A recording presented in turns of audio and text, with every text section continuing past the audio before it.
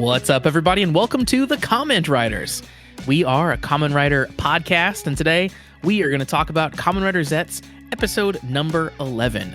I'm your host, Josh Meek, the Uber Geek, and I'm joined, as always, by my good friend, Toby Tobes. How's it going, Toby? Josh, I got Willy Wonka'd this weekend, and I'm still eternally shook, so I don't know how good I'm doing. Did someone slip something into candy that you were eating, and then you had a psychedelic experience? I got Charlie in the Chocolate Factory, I got Grandpa Jode, I got all the things. Oh no, you have an old man sleeping in your bed who actually isn't disabled at all? This is awful. He was just hyped about the day. He powered through that situation. I disagree. I think he was scamming the government. I don't think that he actually needed that clearly, disabled check that he was getting in the mail. The four of them. Nothing but scammers. Exactly. Tell me what happened. Tell me what actually happened. So there's a store called World Market. And if there's not one around you, and if it's not actually a World Market, it's basically like, instead of like me going to J-Mart for just like Japanese groceries and all the fun shit, there's some new place I found called World Market, which is effectively the same thing, but they have like German stuff and French stuff and Italian stuff, and like it's a more worldly, go buy dumb nonsense foods kind of place. You know what I'm saying? Yeah. Is it a cost plus World Market? I don't know. It's literally just called World Market as far as I'm aware. Okay, because we have a place that is also called that, and I'm trying to figure out if it's the same place. But go ahead. Okay, I'm on board. Yes. Okay. So basically, like, if it is the same place, it's like half furniture and decorations and half like fun world snacks. Okay, so it's probably the same thing. So apparently, through all of November, they had a contest every day where they hid Nutcracker gift cards, like fancy gold Nutcracker gift cards, and every day they would post on their Instagram, today we're going to be hiding them by something that's blue or something that rhymes with like popcorn. Or the other day when I went, because I was made aware this was a thing to go do, it was like, you'll find us hidden by something starting with the letter C.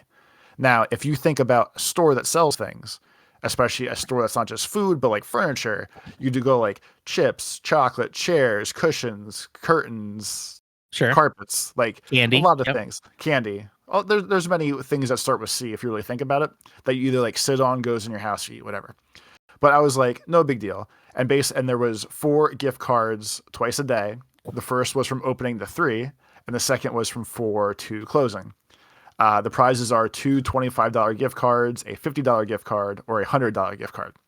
So as long as you find one of the golden Nutcracker cards, you are guaranteed at least $25 in store credit. Okay. So I went down to other shopping areas by World Market as soon as I was made aware this was a thing. We got there for the later one, so 4 o'clock. So it started directly at 4, and it was until close. And from looking at videos on Instagram, TikTok, shit like that, it seems like as soon as they they hide the gift cards, like they're found almost instantly. And it's just like, it's done. It starts and it's over. It's almost immediate. No big deal. So up front, I don't really imagine how, especially the one that's like in the middle of the day, like how do you even hide that without people seeing? Right. Right. Okay. So we got there at 3:45, 15 minutes before the event started.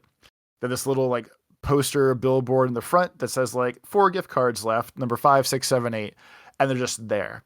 So go into the store and we start scoping it out. Like literally took a lap around the entire store, tagged everything in the brain that could start with a C, where you could also hide a gift card.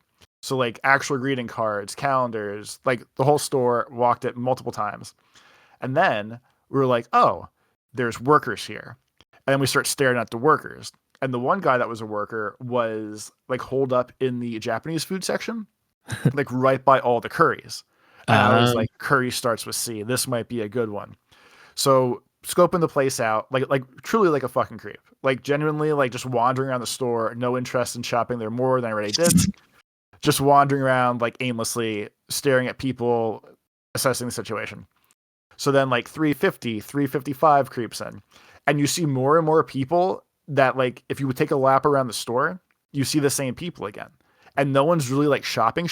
They're just kind of looking at each other and like wandering around the store. So you could like it was like there's a palpable quiet in the store right before 4 o'clock, and you could see people just milling. Like everyone was just ready to pounce on this shit. So it was a Do really you weird do you vibe. think at this point everyone had figured out that it was the curry, or do you think that other people were still trying to like scope out where it might be? So I think still scoping it out, and I wasn't Okay. sure on curry. I just saw a worker standing there doing boxes. So Okay, there, you had the idea at least. Do you think like were there other people like literally staring at the curry too? there was like 2 or 3 people that seemed like they were shopping there, but there was Okay. like a pack of girls that were standing at the bathroom, which was kind of back by it. And it seemed like they were just more like chilling and like drinking their coffee together more Just than waiting. actually like waiting in line. Yeah. Yeah. So it was hard to suss out. Okay. So then looking for employees, trying to figure out how they're going to do this in like we'll call it broad daylight. Like the Yeah. store is actively running and it's full now and there's just people milling around. So crazy as shit. So 4 o'clock hits. My brain, I'm like, time to focus, not talking to anybody else. I just start doing slow laps up and down every aisle of the store, looking up and down. Anything that starts with C, take a little lap by, walk around, no big deal. So I do this for like 10 minutes and I'm like, I haven't found anything. Like, I'm decent at scavenger hunts. This shouldn't be that hard. I had good ideas. I don't know why I'm not finding this. So So you didn't go do the curry first, or did you? I went to the curry first, Okay, and it wasn't but there. but it was not there. Okay, And so like, now we're doing the systematic yeah, going through. Okay, now I'm got it. assessing the whole store. So the gift cards are basically like if you buy the gift card from like Walmart, they come in those plastic holders as well. Mhm. So it was like something you could visually see. Like it would have been easy to see if it was a thing. So I'm like, okay, I'm gonna like stand as far back from the aisles as I can and just look at the aisles now and try to get like the whole broad overview. Like if there's 27 chair cushions over here, a piece of paper card should stand out in theory, and it should be okay. So like 4:10, 4:15 come by. I'm now 30 minutes in the store, not actually shopping, just looking for a gift card. So 30 minutes go by, I wander up front. I notice that 2 of the little nutcrackers are crossed off. And I'm like, fuck, like they didn't announce anything, but 2 are already gone. So I'm up front. They're selling coffee up there. I look through the coffee, starting to mosey around. Now I'm like sipping coffee like a detective and like mean streets in it, like playing it cool, like just looking around. Like I have to be able to find something here. This seems crazy to me. So another 10 minutes go by. So now that's 40 minutes in the store of not buying anything. And the stores are big, but they're not that big. They're not that It's like, big, yeah. it's like 6 aisles of food, 6 aisles of like miscellaneous shit, greeting cards, and like kitchenware. Yeah. So now 40 minutes wandering around, I'm like, I'm fucking driving myself crazy. I've probably done my steps for the day. I don't know why I'm not figuring this out. So wander back up front again. I now see there's 1 left. And I'm like, okay, there's a chance still. I can do this. I have the positive vibes. I can do this. So I happen to take another lap because I took like 20 laps. I get over to the cookware and I'm like, wait, cookbooks. That's a good one. And then under the cookbooks were cutting boards.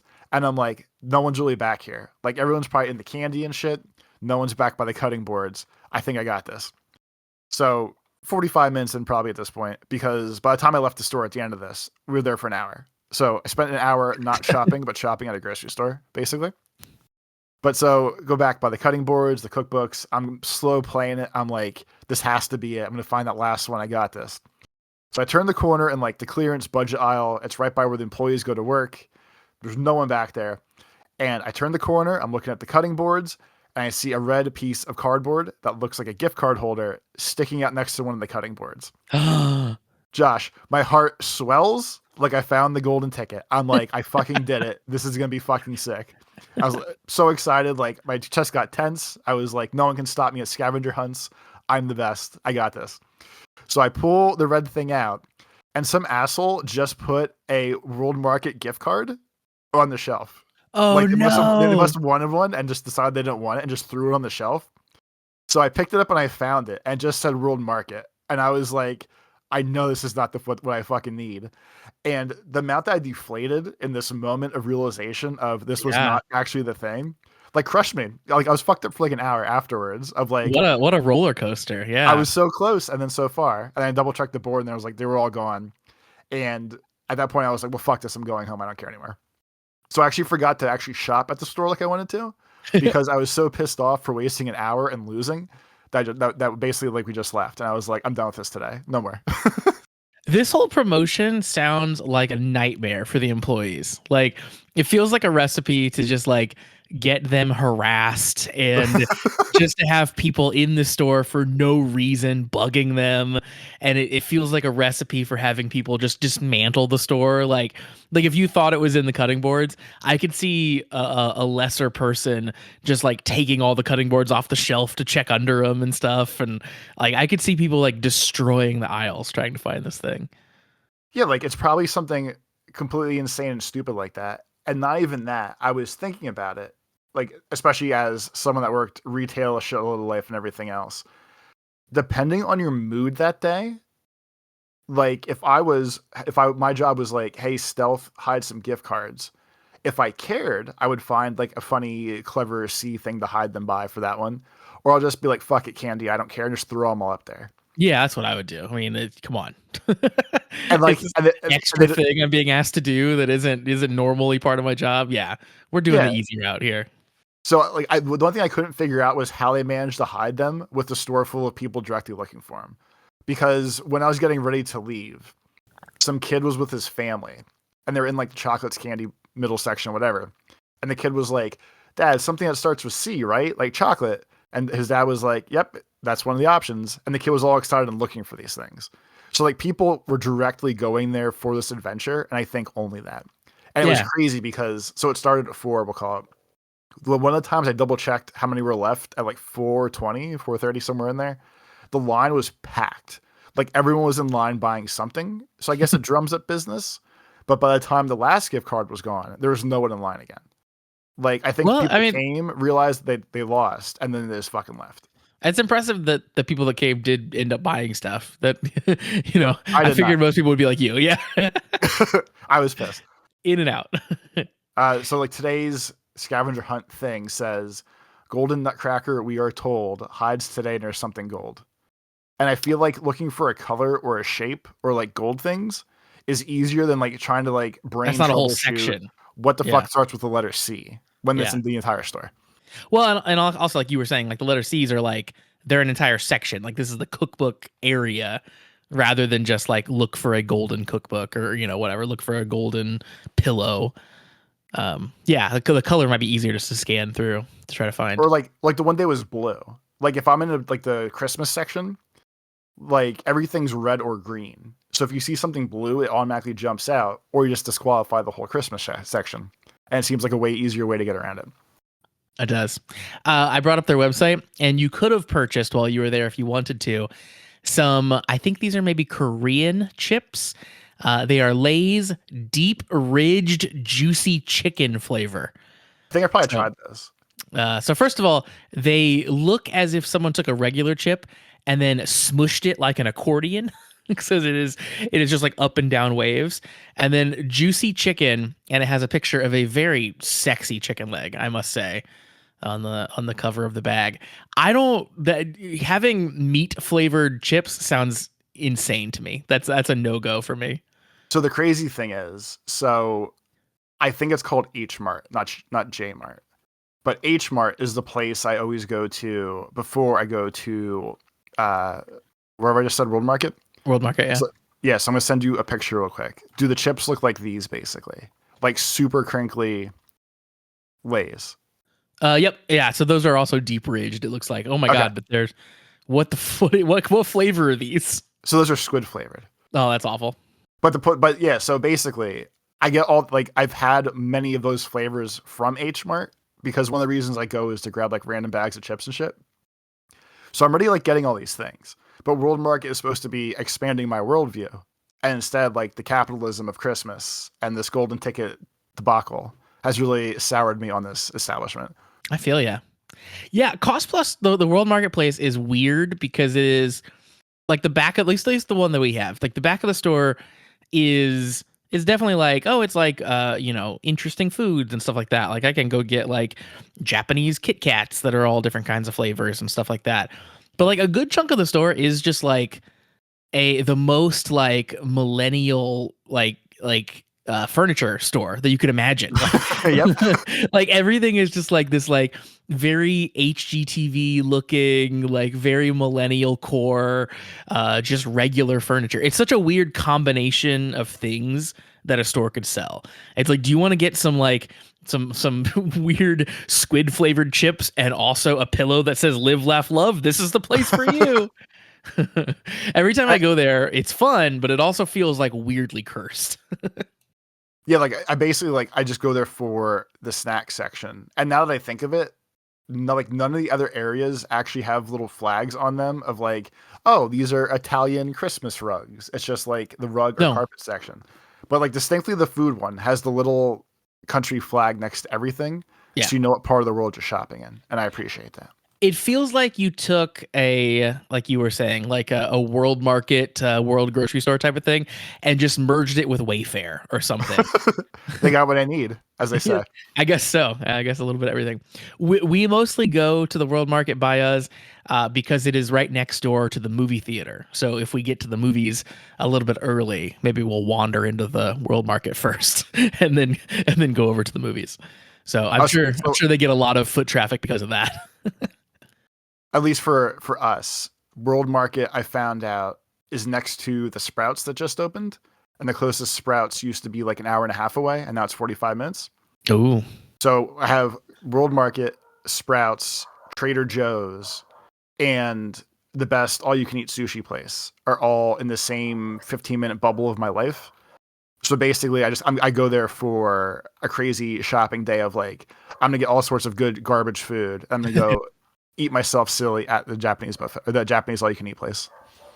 I have some questions about your all-you-can-eat sushi. Speaking of, so we have a couple all-you-can-eat places around here, and is the vibe of your all-you-can-eat sushi place like a little bit scuffed as well? Like, is it you know sometimes you go to a Chinese buffet and it's like, oh, you've never bought a new thing ever for this restaurant. Like you just duct tape anything that breaks, and everywhere you look, there's like a handwritten sign that has rules on it because one time someone did something weird and then you thought you needed to write a sign for it. And like there's a vibe to a Chinese buffet, right?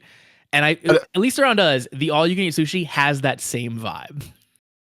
Okay, so this place is not that, I think, because it's new.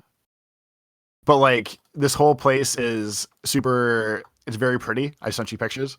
It's very like classy and fine dining looking almost. And it's so much nicer than the ones we have. Yeah. Like this place specifically. No one really lives in Pennsylvania listens to this, I don't think. But if you do, go to Kung Fu Sushi in, I think it's like Telford. It's amazing. It's a great name. But yeah, so we go there, and I swear that the people know us there because we've been there so many times, even though it's only like once a month. And I have to be actively convinced that they don't know me there. But I swear they do. And because they always seem like they come over extra happy and talk to me. The one day the manager came over and she was like, oh, how was everything? And I said, what's your favorite roll? Because I'm still hungry. And she gave me her favorite, and I ate that one too. And I lied to her and said it was good because it seemed like the polite thing to do. But I feel like at that point, like you would remember. You'd be like, oh, there's that goofy kid again. He ate the blah, blah, blah roll I told him to get. Yeah, you got your haunts, your regular places. Yeah, in my brain, I'm known there. In my brain, I'm known. Yeah, it's all that matters. In other pre-Kamen Rider stories, I had to tell you about this thing that we received this week because it blew my mind how crazy it was. So, my kid got a present this week it's actually pretty cool. So it's a Play-Doh Barbie. So it's a Barbie, that has like really short hair and like no clothes essentially. And then, That's hot. and then what you do is you make clothes for her out of Play-Doh. So like, for example, it comes with this thing that you put the Play-Doh in and you push it down and it shoots Play-Doh at the other side that makes it like ruffles. So you can make like ruffles for the dress out of Play-Doh. So like all that makes a lot of sense, and there's different molds and stuff that you can do, and you form the Play-Doh. And it's a very cute little toy, very fun little thing. However, Freaking Hasbro, whoever owns Barbie, they're devious masters because they have also devised single-use Play-Doh to put in these things. And then they sell fucking Barbie booster packs for the Play-Doh. Hell yeah. So you can get more single-use Play-Doh. So they sell these Play-Dohs now. They come in sheets that are maybe, I don't know, maybe it's like 5 inches by 5 inches. And it's Play-Doh, but patterned. So it's like 2 different colors with like, it's like a pattern, like a dress would be. So maybe it's like all purple with like pink squares all across it, right? And the idea is you take your little cutter, like a cookie cutter, that's in the shape of half of a dress, and you cut out a section of that patterned Play-Doh to form onto the doll to make like the majority of the dress. Which is cool until you realize, all right, now I've done this once, and I'm gonna like ball this Play-Doh up, and then it's just ruined. It doesn't have the pattern anymore. It still is technically Play-Doh, but like it won't be pretty like a dress anytime past the first time you do it. I'm actually shocked that they didn't start doing this before now. I mean, yeah, like it is the most like devious business thing that you could think of, but it's like it's genius on that front, but also it's just like, for real? That's what we're doing.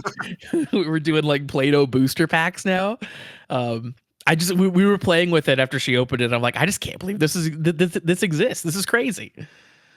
I was looking it up. Apparently there's like a bunch of different packs too that have like all different colors of patterns and stuff. I was like, this is just a whole deep world that they've invented, a whole new business model.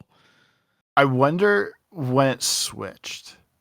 Like, is all Play-Doh one-time use now, or they're selling like designer bonus Barbie dress fashion packs? Well, let me tell you, as someone who has played with his fair share of Play-Doh in the past 6 years, no, Play-Doh is still mostly what you expect it to be, where it comes in the little jar, and you buy the little toys that do molds or do, form it in different ways and stuff like that, like all the regular stuff, like you would expect. This is the only like single-use sheets of pre-designed Play-Doh that I've ever seen, and it was crazy. Fantastic.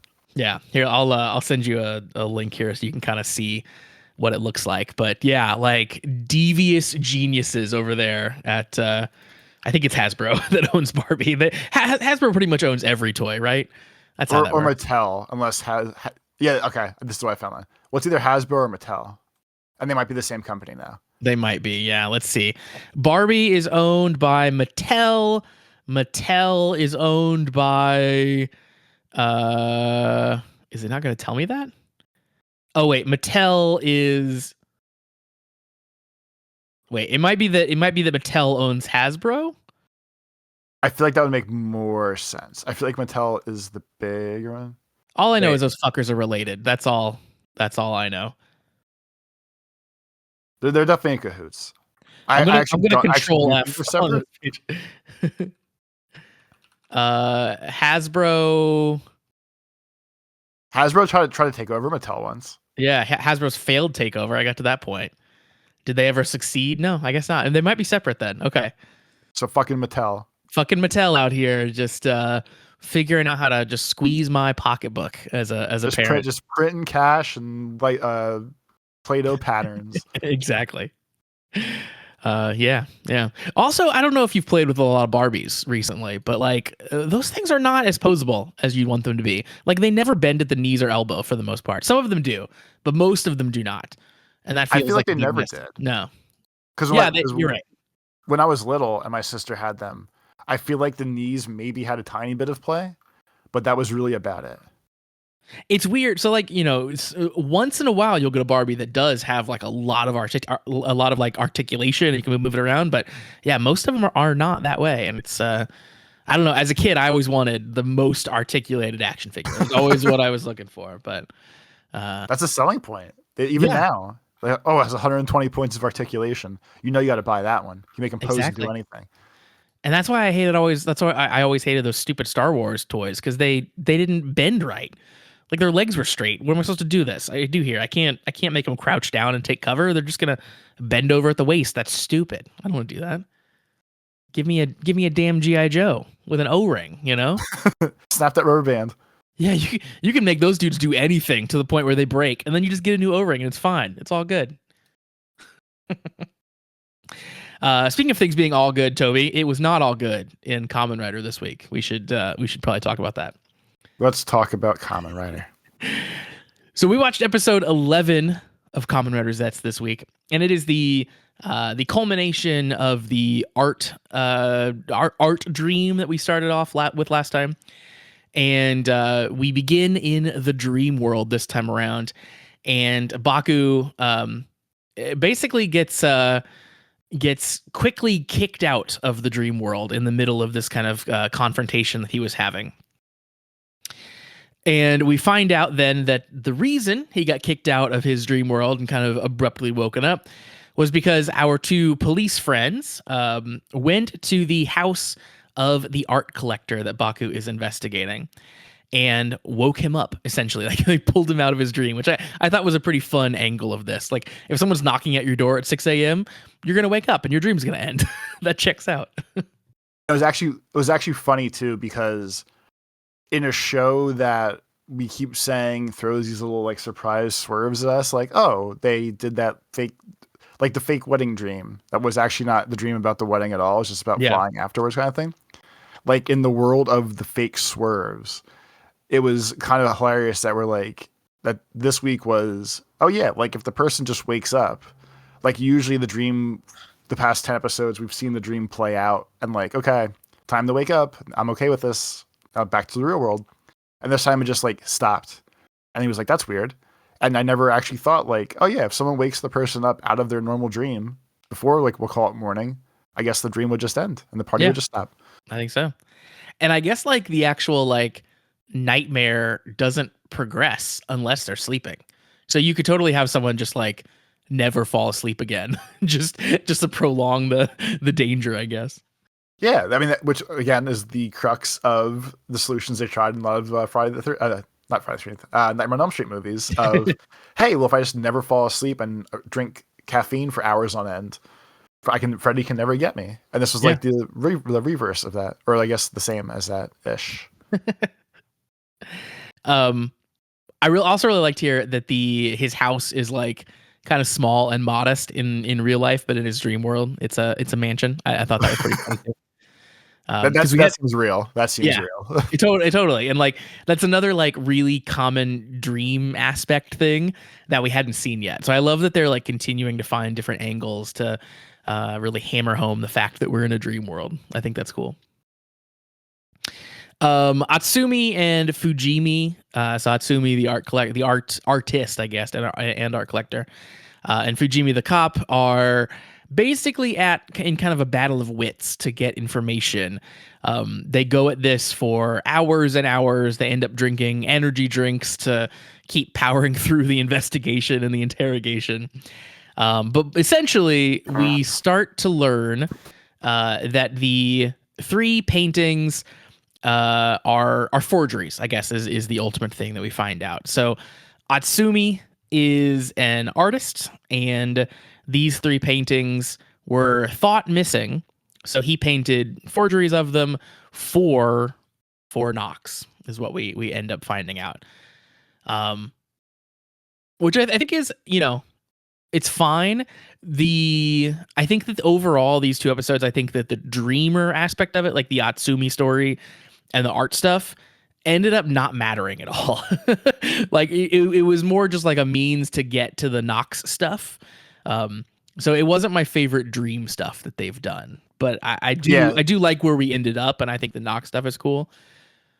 Completely agree. Like all this was like a good chunk of this week's episode specifically was literally just the two guys slamming energy drinks as long as possible. Yeah. And just talking in circles of, hey, why are you doing this? And then Mulder and Baku just arguing like, I need him to go to sleep so I can dream hack him. And the cop was like, I need him to stay awake. I need to interrogate him. And that was actually like a fun little thing too of usually for those two working together, the fact that they were against each other-ish, or at least like their interrogation methods are polar opposites at this point, was at least like a fun little mini baby drama, I guess we'll call it. Yeah, I did like that. Yeah, there's one point Fujimi's like, get out of here, citizen. Like, I'm handling this. That was cool. I also like that the woman cop, we got to see her like trusting Baku a little bit more than normal. Like, her partner's, of course, like interrogating the guy in the house, and she steps outside and calls Baku and is like, is this dream stuff real? Like, are you, tell me the truth. Is this real? And he's like, yeah, no, it is. She questioned him, but like kind of like bought his story there, I think, more for the first time. So we get to see him ingratiating himself a bit more to these two cops. Yeah, I especially thought it was cool that like she actively went outside and called him and was like, "Hey, we need you for something." So yeah. She's definitely doing like, to use my favorite Mulder and Scully joke, like she's now Scully season 2, where she's like, "Wait, aliens might be real. I've seen some shit now." Exactly. Also, another kind of theme in this episode is that like Zero is kind of worried throughout the episode. I thought he was pulling shady shit. That was my note about that. Yeah, I guess that's another potential angle that it could be. So the first kind of interaction, Baku is in the like headquarters with Zero, and they're talking about the case, and like Zero kind of is like, yeah, that this is important. Like, this case is important. Like, we can't let the national secret get out. I think at one point he even says like it affects you too, or something like that. And then in that first scene with Zero, he's kind of mean to Baku because he was like, I thought you would have become a real agent already. I was like, shit, okay. So yeah, it was either like he's worried about what's happening or he's trying to like hide something, I think, for sure. Yeah, like they do a good job of, I guess, putting worry on the power outlet's face. Yeah, but like he's hard to read, but which again, because he has no face. But like when Baku shows Zero the document and he's like, yeah, Nox is the guy. He's the main bad one. Zero just says, I see, and just kind of like dropped it. So I feel like it's kind of hard to judge, I guess, where it feels like it's more, I don't know if Zero is just worried about the timeline that's now starting, or if Zero is more tied into being upset, I guess, that Baku figured out that Nox is more involved, or however it works out. Like, I feel like it's still like at least vaguely ambiguous. Yeah. At this point. But my guess certainly is that Zero knows way more about Nox than he's letting on. But yeah, we'll have to find out and see. We also find out that Atsumi doesn't know what the national secret is. He explains that like the secret of the paintings was just that they're his best work he's ever done. And eventually the interrogation goes so long, he does fall asleep. As he falls asleep, we also find out that he starts growing mold, which was one of the more disgusting things I've seen in a Kamen Rider recently. He just they did go. It actually looked real gross. Like he was getting like actual like mold blooms coming out of his hand. Yeah, I hated it. Really, I didn't know that was a phobia I have, but apparently it is, because it was not enjoyable to look at. So yeah, he starts growing mold, so we realize like, oh, this timeline is accelerating, the nightmare is getting worse and worse. Baku heads back to his room. Of course, he goes to sleep. And we get a cool scene with his sister. She kind of checks up on him. He says like, hey, protecting national secrets might be too big for me. I might not be able to do it. And she kind of gives him like a little bit of a pep talk or whatever. He falls asleep. And then she has a moment where she looks at his closet that says keep out. She thinks about it. She thinks about going and looking inside. And then she's like, nah, and like walks out of the room. I thought that was a really cool moment of just like, no, I'm gonna like let him have his privacy. Yeah, like for all of this, like obviously the joke before we met them in their timeline of life, she was just like, oh yeah, my brother is a goofy dork who means well, and when he actually does nice things for people, like he gets attacked by lightning bolts and UFOs and stuff. So even with him being extra like quirky or tweaked the past couple weeks of their like lives in the story, like she basically like came in on him jumping through his window of like, oh, it's bedtime, I gotta go. And she was just like, yeah, you're a good guy, it's cool. And he instantly passes out, and she definitely could have double checked. I was just like, no, it's okay. I guess it's okay. I thought it was cool because it shows like it shows that she's not dumb. Like obviously she knows that he's hiding something. But it also shows that she still trusts him and respects his privacy. So I thought it was cool that it gave her it made her seem not as stupid, because she definitely had a couple moments of like, all right, girl, clearly he's really bad at lying. You have to know something is going on. And yeah, she does. It seems like she does. We enter the dream world, of course, because Baku fell asleep, and we find out that the paintings have been taken again. Baku, of course, wants to save Atsumi, despite the fact that the mission is to, protect the national secret. So there's a moment where kind of he and Zero disagree, and Baku says, no, protecting Atsumi is important too, and he runs off to go do that. He's still on the side of the human and not the soulless corporate motorcycle machine. Yeah.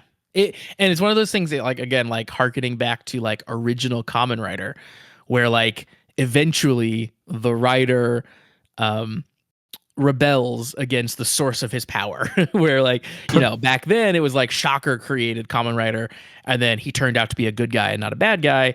But here, like the code agency created Baku and his powers, but he's still going to do his own thing. He's going to do what he thinks is right, and not what Zero tells him to do. I thought that was a cool moment. We see Nox. Nox has the 3 paintings, and he's pouring this like blue liquid over the paintings. I don't know if that was like he juiced the recovery capsule or what happened. But each of the paintings kind of does this like weird digital effect, and then a door appears. Nox goes through the door, and inside the room we eventually see there is like a board that has like pictures connected with string, like it's like, investigations. Good conspiracy theory board. Yes, absolutely. On the desk, there are some files that say confidential, and there's a case there as well. And then we cut back to Baku. Baku finally finds Atsumi in the dream world. The nightmare basically is like taking over his body, turning him into the mold spores we talked about. So this is where we get our big fight of the episode, where we fight the nightmare. And this fight, basically, we do Honey, I Shrunk the Kids. So we like 3 or 4 times over. Yes, exactly. So the nightmare being mold, he shrinks down to, I don't know, maybe like an inch or 2 tall. And then using our new like Wonder Capsum, Baku can do the same thing. So he shrinks down as well. Now, on paper, that sounds like a cool fight. But in practice, I didn't love it. I don't know. It felt like then like nothing really mattered. I don't know. I'm not sure really what it was, because it should have been cool. It just wasn't as cool as I wanted it to be for me. I don't know. How'd you feel about it? See, I actually thought it was awesome, because I feel like they did all. So other than him going, it's like Zeztz in Wonderland, which I thought was a really stupid nod to Alice in Wonderland, like the eat me, drink me shit. That is true. That was awful. Yeah. The first fight, I thought they did pretty good, or the first part of the fight, I thought they did pretty good, because they fought on top of his oversized scythe, and then he ran on the capsum like a hamster wheel to get it to do capsum henshin things. That was cool. I did like that part. Yeah. See, okay. And then the next step down was they did when I said it went full Honey, I Shrunk the Kids for me, was when they shrunk down to like, I guess we'll call it ant level, where like they had knocked over a watering can, so they had to like dodge the giant water droplets as like missiles as they were fighting and stuff. Yeah. I don't know. I thought it was cool and silly, especially because for most of these things, like I don't remember this ever being done, at least for me. And I'm also used to them going big size. So instead of going big size for once, they went mini size 4 times down to like the mitochondria level, because that's the only true way that Baku could defeat the dust monster. That's right. Yeah, I think I need to go back and rewatch that scene again, because again, on paper, I should have loved it. I do love Honey, I Shrunk the Kids. It's one of my favorite movies. And, as a kid, that was magical to me for all the reasons that you just described. The like, a single water droplet is like this massive thing you have to worry about now. So maybe I was just grumpy when I watched the episode. I didn't. And like, I need to rewatch it again and see what I think, but or at least just rewatch the fight, because like, yeah, that's what I mean. I need to rewatch the fight. Yeah, I think you can have your own opinion. I think it's cooler than you're giving it credit for right now. Because they didn't like they Yeah. didn't just like go mini and just stand in the grass. Like they got smaller and then fought on the Kamen Rider weapons, and then got smaller and did like dodge the water drops, and going small the fourth time when the dust mold monster was like, but like my special power is I'm microbial, you'll never get me. And then Baku like double shrinks because he can go even smaller because he has the power of Alice in Wonderland. Like that seemed a little extra. And I guess it was only just to be able to do like I can attack 1,000 monsters at once because little microbes are more than just one little thing kind of deal. Yeah. Like it went a little too far for the end of it. But I thought the fight up until like the boss defeat, I guess we'll call it. I thought everything until then was fine. Yeah, I think the CG and stuff was really good too. Like they made it look convincing at each of those stages. I think ultimately my thing that took me out of it was they did one too many of the zoom out shots where they show you how small they really are. Like I didn't want to see the whole backyard or whatever, because that makes it feel not as like massive of a fight. I much prefer the like we're zoomed in and we're seeing all these things really, really big. But yeah, I'll rewatch it again. I'm interested now because, like, again, I should really like it. It should be things that are cool. And there were moments like everything you're describing of like I'm thinking to myself like, oh yeah, that was neat when that happened. Oh yeah, that was cool. So yeah, maybe I do like it more than I thought. There was a cool moment too where they like an ant walks by when they're really tiny. That was really cool. Yeah. So anyway, he does end up winning, as you said, at the like super microbial level. Baku ends up taking out the nightmare, and a cool idea for a nightmare, like very different than ones we'd seen before. Obviously, fights very differently. I think Zeztz is very good at that too, where the nightmares are all super unique, and he's having to bust out different capsims to fight them all, and it makes the fights feel very different from episode to episode, which is also really nice. I think at one point they should do an episode where when he pulls the capsims, they aren't actually beneficial for the fight that's upcoming, and they're like anti-powerful for the fight. Because like, I guess they can't. Like I know at some point when he's talking about new capsims, and that's fine. And I guess they really can't help it necessarily, but it does seem kind of silly that. Like, oh, I got the Wonder Capsum this time. I don't even know what it does. And then luckily, it makes you have like childlike wonderment, I guess. You can shrink like Alice in Wonderland. And thank God, because you're fighting a mold monster. Like, I would just want to see once where he doesn't preemptively get the proper tools for the job. He just gets other tools. I guess. Or like, I agree with you entirely. Yeah, it's a little too perfect. Like instead of getting like super effective against Pokemon, I want like not very effective against Pokemon and have him win a fight that way. It would be as if you were playing Pokemon and you were about to walk down a route, but before you did, someone stopped you and said, "Hey, you're gonna run into a lot of water Pokemon here. You better take this Pikachu." It was as if you were like just getting set up for the perfect setup for the fight you were about to have. Like I want it to be like when Ash just kept using Pikachu against Onix in the anime. Exactly. And he was like, wow, he's a rock type and lightning doesn't work against rock types. I'm just going to keep doing it, I guess. Why won't this stupid Capsim / Pokemon work? Yeah. Yeah. Yeah, I agree. I at least appreciate that they usually give out the Capsims in the first episode, and then we don't get to see the second one get used until the second episode. So at least we have to wait an episode to figure out like, oh, I wonder what Wonder does or whatever. But yeah, for the most part, it's like it's very, very cute and very perfect that it just is the exact powers he needs. I'm assuming later on in the show, as we get through introducing the various Capsum types, that we start cycling back through them more often. He might even end up carrying the little like Capsum carrier more often, where he like has a bunch of them on him at a time.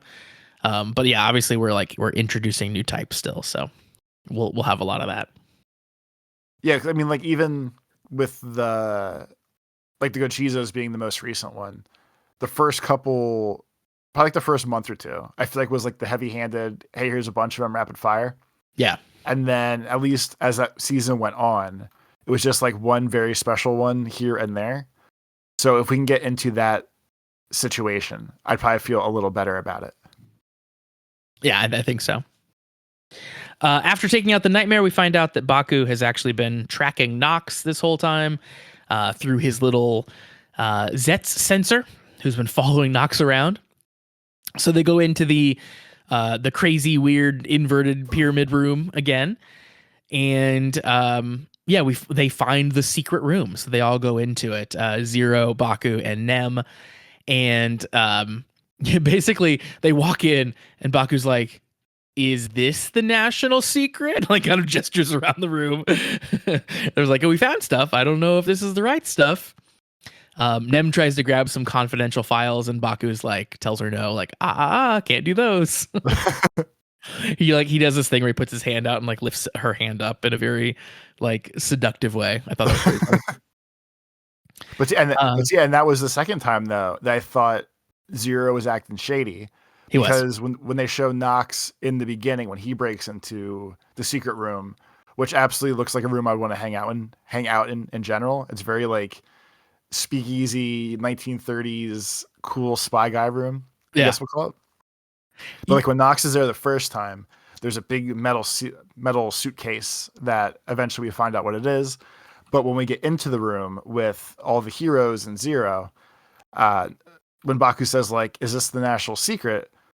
Like, I don't remember if Zero says nothing or just kind of like blankly or like flatly agrees. But then he stares at where the briefcase was and doesn't tell them like, hey, this is missing. He just kind of looks at the missing briefcase, like where the outline would be, and just kind of like lets it go. That's why, mixed with the earlier thing, I think he's up to some shit. Yeah, I think even more interesting than that, he looks at the place where the briefcase should be and pauses for a moment and then's like, oh, good job, Seven. He thinks about it and then he decides to just tell Baku good job. Clearly he knows more. Yeah, like I would assume at that point that was his like silent acknowledgement of, I told this idiot that the secret was more important than killing the nightmare. Yeah. And now that like he did it his way, like the thing I wanted to still be here is not here. So maybe just like silent defeat too of, well, shit, this is what happens, I guess, when he does his own way. Yeah, that's true. It could absolutely be that. Like, God damn it, it's happening now. The thing I was trying to keep from happening is happening. Yeah.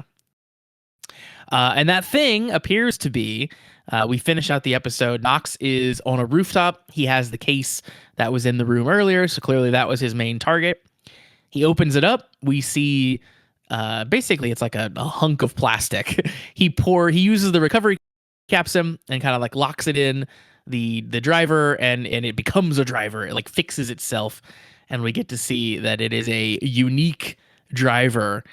So clearly, we're gonna have Kamen Rider Nox coming up very soon. It appears. Nox says, as the episode ends, he says it's time for revenge. So my assumption now of what we'll call the main overarching story, or at least like Nox's place in this world, I'm going to say, and it's probably obvious, or they probably wrote it down somewhere already, but I didn't say anything because I don't read that shit. I'm going to say that Nox used to be Kamen Rider Zeztz, effectively. I'm going to assume he went bad. Zero corrupted his driver and was like, you're a bad boy. You're not doing this anymore. And that's why Zero no-sold, hey, did you know Nox is the bad guy? And that's why he knew what was missing. And that's why he was super disappointed of like, oh, fuck, he's going to come back now kind of deal. Yeah, I think that's at least my front runner opinion as well, that Nox was the sort of precursor agent, that Zeztz is now. Zero, of course, knew all about it, worked with him or whatever. And yeah, would have known the driver was there and would know, Nox's intentions at this point. We also got an email actually about that same theory this week. So let's jump over to emails now and we'll read that one. So the email address is cast@kamenwritersucks.com. Once again, that is cast@kamenwritersucks.com. And this first email comes in from Jordan. Jordan has written in before to talk about O's, for example, and to give us some other tidbits here and there. And Jordan says, was I right or was I fucking right? Episodes 9, 10, and 11 show us Nox's former identity as Kinsei Odaka and that mysterious new driver he retrieved. Plus, with the preview for episode 12 showing, and I won't say what it shows, it looks like we'll be learning exactly what the capsims really are in next episode. We've also finally seen Baku use all 4 colors now, and there are some leaks of his new upgraded form, which we'll see in real time coming up. Jordan says, I can only wonder what Nox meant about taking revenge and on who. It's probably Zero, based on the fact that the new driver was in the same room as the National Secret. I feel this all leading up to the reveal that Nox was, in fact, an agent for Code, like I predicted. But I guess we'll just have to wait for episode 12. Good night, everybody. So Jordan's on the same page that you and I are. I mean, it does seem... I will say it does seem pretty blatant. Like, Jordan was on it early. But at this point now, if that's not what's about to happen, I would kind of be shocked if that was the case. Yeah. Well, if that isn't what is happening, they are very intentionally swerving us to make us think that's what's happening. Yeah. Which either way, I'm pretty happy about. If that is what's happening, I think it's a cool angle. Like the former hero now turned villain is a cool angle. And if it's a swerve, swerves are always fun. So I'm good. I'm good either way. Our next email comes in from our friend Shade. Shade says, greetings everyone and welcome to case number 11 of Zeztz. We have some big news this week, but before that, let's check out case file number 11. The first highlight of the episode is the debut of Zetz's Paradigm Wonder and the Ant-Man style fight scene. So yeah, it's also very Ant-Man. According to the blog, the ant that appeared during the energy drink can scene was not CGI. By pure happenstance, an ant really passed by while they were filming the can. That's incredible. It couldn't have worked out any better. Yeah, that seems too perfect to believe, but I do believe it. Also, the can of energy drink that you see here is the same brand that Fujimi and the artist drink before passing out. The brand is called All Nighter Max. Shade says, by the way, imagine chugging down so many energy drinks that it even appears in your dreams. That seems, I guess, vaguely true. Yeah.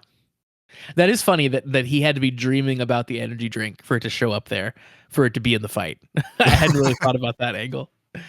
I've been reading the Bleach manga, and there's a point in that where Ichigo, to basically become a Soul Reaper, he has to have his soul knocked out of his body. So then like his body is sort of laying there, and then he is running around in his soul form. There's a point where I'm currently at where he basically gets completely beaten up in a fight, like absolutely destroyed.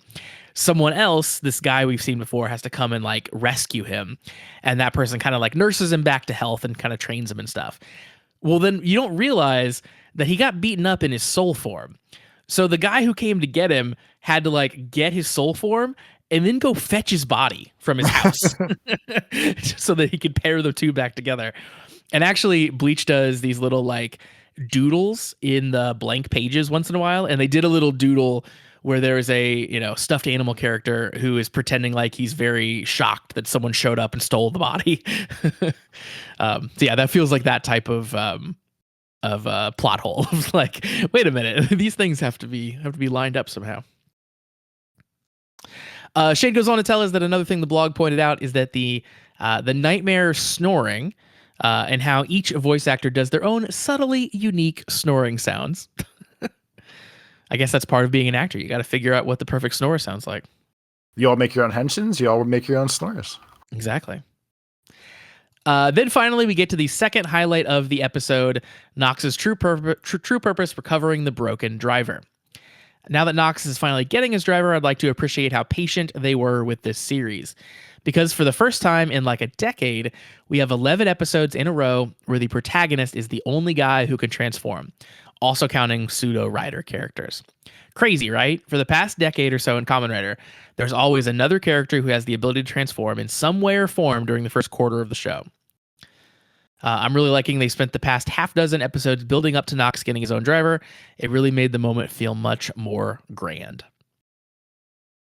Yeah, I agree. I think that I think the slow roll for Nox has been good, and it hasn't felt too long. But like we've been slowly getting new information about Nox, and he gets to do his like, once an episode villain speech and stuff like that. So now that he has a driver, it really is like an oh fuck moment. Like, oh, this guy was already scary, and now he's gonna transform. Like, this is crazy.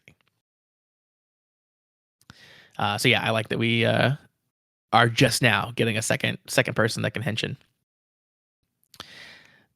For the Zeztz closet section of the case file, the stylist talks about Nem's doll outfit and Japanese dolly style fashion. So strap in, Toby. We're going to learn something here.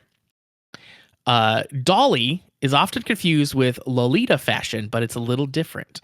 The Lolita style, influenced by medieval European styles such as Baroque, Rococo, and Victorian, as well as fairy tale princesses, is named after the nickname of a girl who appears in Vladimir Nabokov's novel Lolita. If you don't like reading, you might want to try watching the film Lolita, 1962, directed by Stanley Kubrick. Both Dolly and Lolita fashion originated in Japan and have evolved independently. You can see many people wearing them on the streets every day, and they are recognized worldwide as authentic Japanese culture. For Nem's outfit, the style mixes elements of Dolly and Lolita, but with a touch of modern flair. If we had to categorize it, we'd call it the Nem doll style. Shade says, by the way, I was looking this up, found out there's a fandom wiki purely for Japanese fashion. It was unexpected. Awesome. Yeah. Then Shade says, now, ladies and gentlemen, let's get to the elephant in the room. We finally got some confirmation on the show that will replace Super Sentai in the next new hot toku show. And that, Toby, is Super Space Sheriff Gavan Infinity. The MCU begins, if I was understanding everyone's conversation earlier. It seems like it, yeah. So I'll read through what Shade has to say here. He says, last week, Toei trademarked the title Super Space Sheriff Gavan Infinity. I will refer to this as Gavan Infinity because that's a mouthful. Then this week, Toei made their first official announcement. They're creating a new tokusatsu brand under the name Project Red. That's Project R.E.D. With the first show being Gavan, premiering in 2026. They made a Project Red Twitter. It's like a whole new Twitter. And then the announcement that came straight from Toei. There's not a lot of context for it, Shade says, but is attempting to translate it. They say, in 2026, a new tokusatsu hero series, Project Red, will launch within the Super Sentai series, a beloved franchise that has been running for 50 years since 1975. Named after the English translation of Chojigen Eitan, I'm butchering that, which is Record of Extraordinary Dimensions. That's what RED stands for. Project Red is a new tokusatsu series featuring a red hero.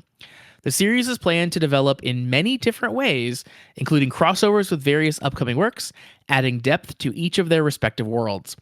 The 50-year history will reach new heights. In 2026, you will be the witness to a new legend. The first project of Project Red is Super Space Sheriff Gavan Infinity.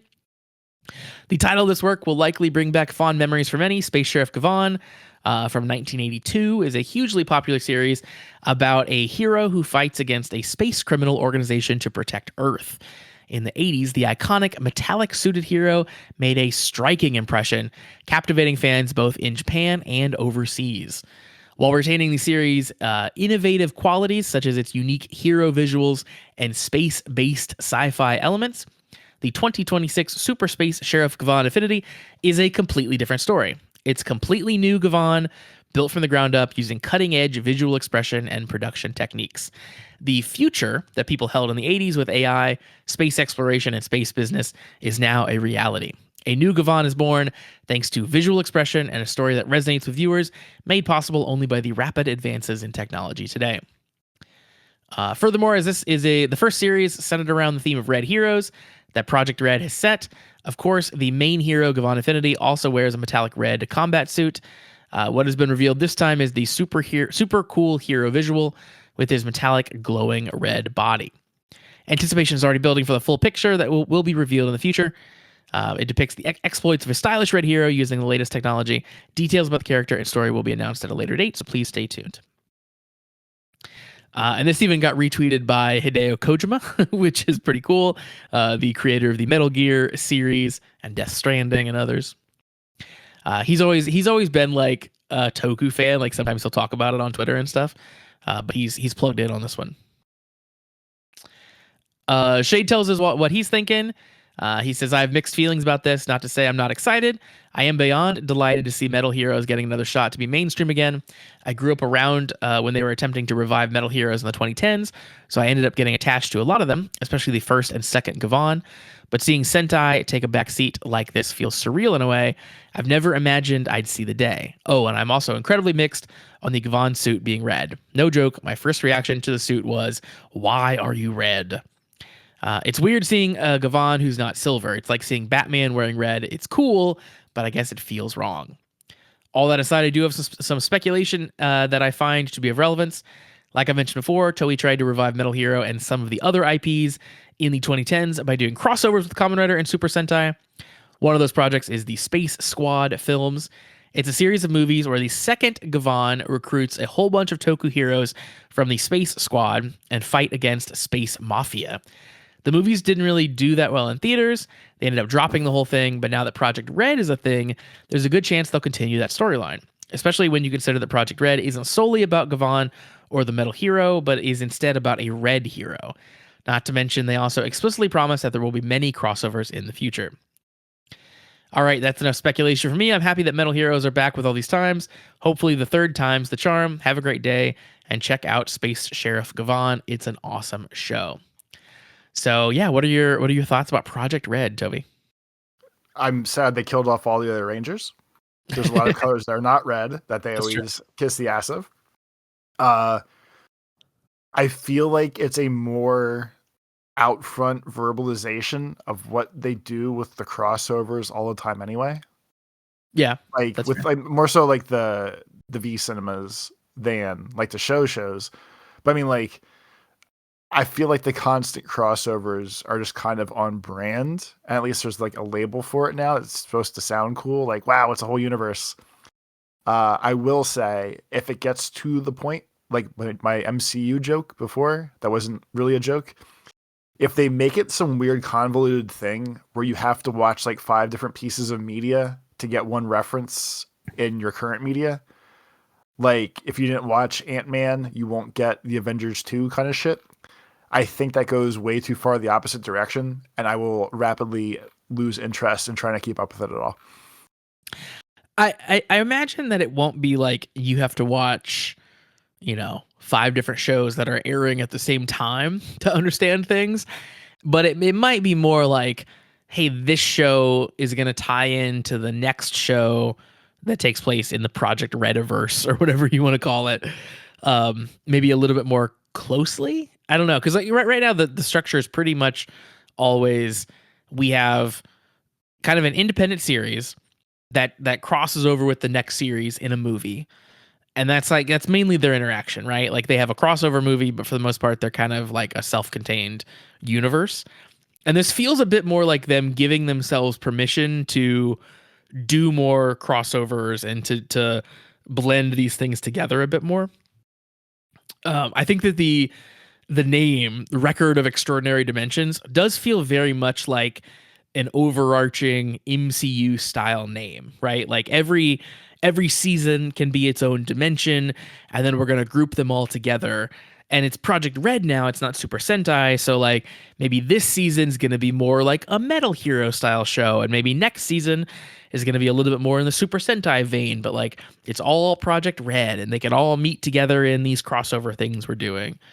So yeah, it'll be interesting to see down the road what new stuff they add to it and stuff like that. But I think that the MCU joke is maybe accurate, but like probably not to the point where like you have to keep up with 5 different TV shows to understand anything.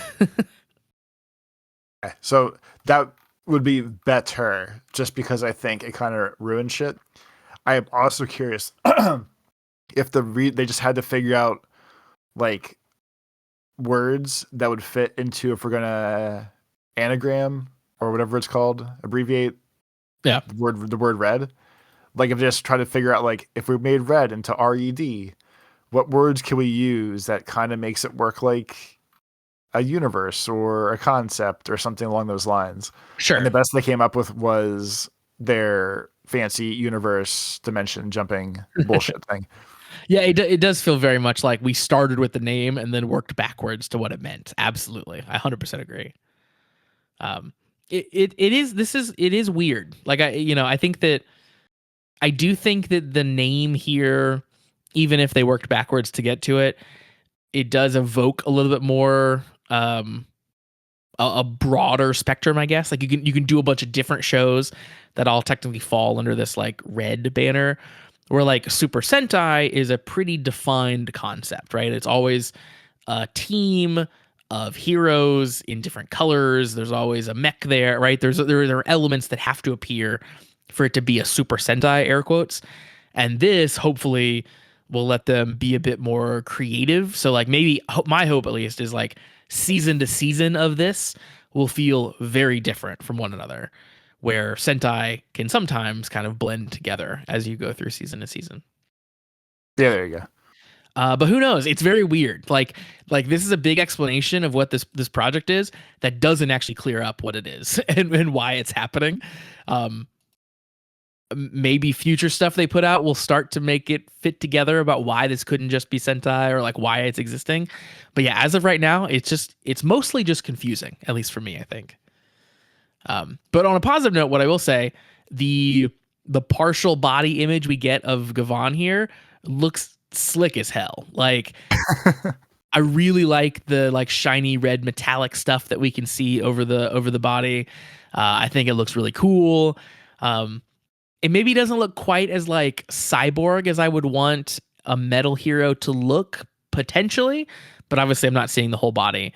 But if I'm just like judging it as like this is a toku suit, it looks like an awesome one in my opinion. What matters? Strong. It's a strong starting place. Yeah. So yeah, we'll see. It's certainly a brave new day for tokusatsu. We don't get shakeups like this every year for sure. So I'm really interested to find out more. Toby, we also did get one more email from our friend Carl, but it is kind of a long one. So I wanted to tell Carl that I'm not reading it this week, but I will save it for next week. So thanks for the email, Carl, and we'll get to it next time around. Since it isn't as relevant to the current news as the other two were. So yeah, that I think is going to bring us to the end. Anything else you want to add about Project Red or Zeztz or life in general, Toby? I think it's silly that Zeztz has to run back to his house and his bed to be able to go to sleep in time to become a Kamen Rider. That's fair, he should be able to sleep anywhere, I think. That was my thought process, because they made a big deal today of when the artiste passed out from crashing from too many energy drinks, and he's like, oh shit, he's asleep, now I can strike. And I expected him to just lay on the floor next to the guy and like go to sleep and try to save the day. But instead he raced home, had to jump through his window, had to talk to his sister, who could have kept him up or asked him to do like yard work or something, and then went to sleep and did things. And it feels like if you're on a time crunch, like the world's going to shit and the nightmare is going to take over, the 15-minute drive from wherever the artist lived to his house seems like a bad use of resources. I agree wholeheartedly. And we've also seen that Baku can fall asleep like at a moment's notice. As soon as head touches pillow, he's asleep. Yeah. So like, why aren't we using that power to its maximum capacity, which is, like you said, falling asleep on the floor right there? You've got your cop buddies. They can protect you, right? It's fine. Yeah. There's a lot of unanswered questions. Maybe he figures this out in a future episode. Hopefully, he realizes that he doesn't have to drive home. He can have his friends stand watch over his body, and he can go into the dream world wherever he wants. All right. Well, with that thinker in mind, we will end the show here. Toby, why don't you tell the people where they can find you on the internet? On Twitter, it's Life of Tobes. On YouTube, it's Tobes Plays. And that's probably good enough for this week. It sounds good. For me, you can find me on Blue Sky at meek.lol. You can also find the show on Blue Sky at commonwritersucks.com. And of course, the show also has a Patreon. That's at patreon.com/thecommentwriters. We'd love for you to check that out. For $3 a month, you get access to all the bonus content that we've ever put out on the Patreon. And that includes full watch throughs of stuff like X-Aid and Black Sun and Boom Boomjer. Currently, the shows that we are watching through are Dawn Brothers and Gozyuger. Gozyuger, we're certainly getting up to some interesting episodes, I guess we'll say. Yeah, certainly some things that are worth seeing.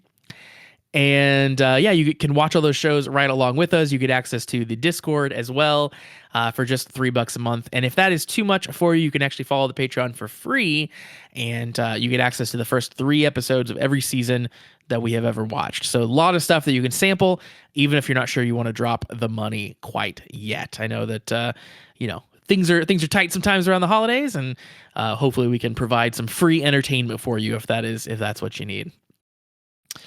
Check that out, patreon.com/thecommentwriters. All right. That is going to wrap us up. So we will be back to talk about, I guess, the future of Nox and what his rider suit looks like and all that fun stuff. That'll be next time. But in the meantime, we hope you have a great week, everybody. Peace.